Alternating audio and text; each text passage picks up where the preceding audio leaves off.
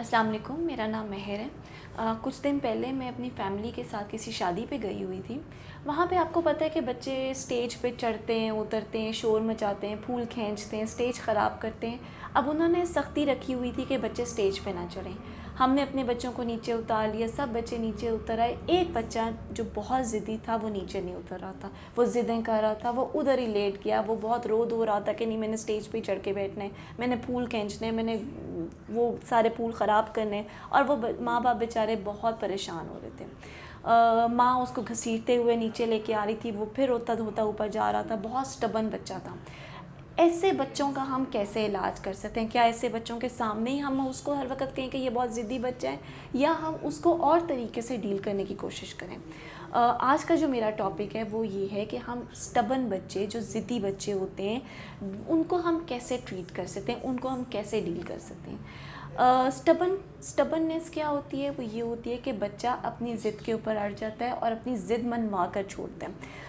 मैं आपको अपने दोनों बच्चों की एग्जांपल बताती हूँ। मेरा एक बेटा बहुत अच्छा है, दूसरा बच्चा बहुत ज़िद्दी है।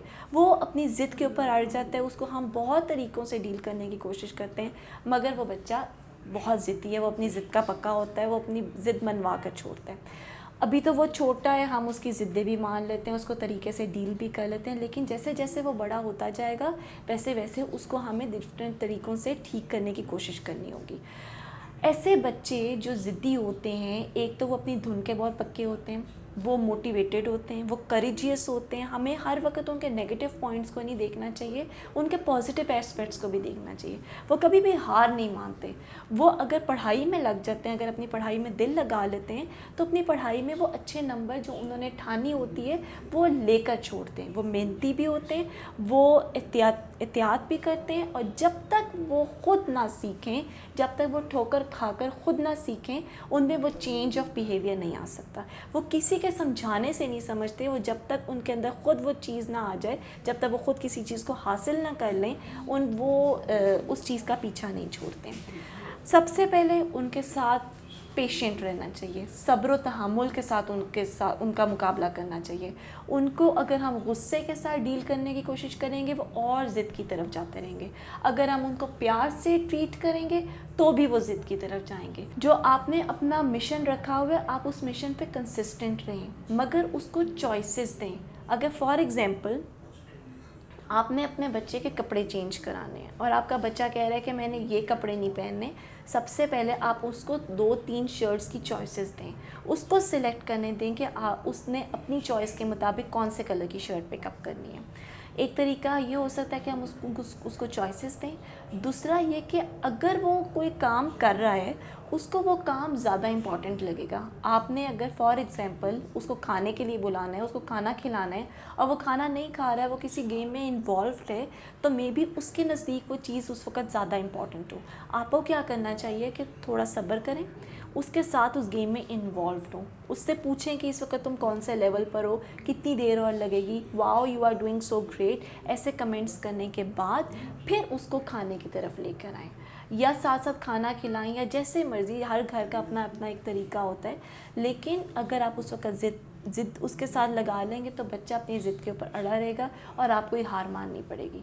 तो ऐसे बच्चों के साथ ज़रा और तरीके से ट्रीट करना पड़ता है। उनको उनके मुताबिक ट्रीट करना चाहिए। चॉइसेस दें, उनके साथ इन्वॉल्व हों हर चीज़ में, उनके साथ पार्टिसिपेट करें, और हर वक्त बच्चे के सामने इस चीज़ का जिक्र ना करें कि ये बच्चा ज़िद्दी है, वो और अपनी ज़िद का पक्का होगा। आखिर बच्चे में खूबियाँ भी होती हैं, बच्चों की खूबियाँ उनके सामने बयान करें, अप्रिशिएट करें बच्चों को, और साइड बाय साइड उनको गाइडलाइंस दें कि बेटे आपने ऐसे नहीं करना, ऐसे गलत होता है, ऐसे करना चाहिए, ऐसे आप बहुत अच्छे बच्चे बन जाएंगे।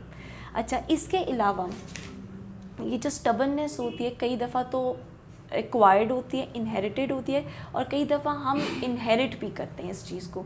हर दफ़ा सीखी सिखाई नहीं होती, इनहेरिटेड भी होती है अपने पेरेंट्स से, अपने ग्रैंड पेरेंट्स से। स्टबननेस भी इनहेरिटेड होती है। बच्चा स्टबन है, आपको भी गुस्सा आता है बहुत ज़्यादा, कई दफ़ा आपका सब्र का पैमाना भी लबरेज़ हो जाता है, आपका दिल करता है कि आप उसको डांटें, उसकी पिटाई करें। फ़िज़िकल अब्यूज़ बिल्कुल नहीं करना बच्चों के साथ। पनिशमेंट्स कैसे देनी है? आप उसका टाइम आउट कर दें, उसको कॉर्नर में खड़ा कर सकते हैं, उसको थोड़ा खाने में ताख़ीर कर सकते हैं, उससे बातचीत बंद कर सकते हैं, उसके साथ उसको बता सकते हैं। तरह तरह के तरीके होते हैं जिससे आप उसको बता सकते हैं कि ये मैं तुमसे नाराज़ हूँ या तुमने ये गलती की है।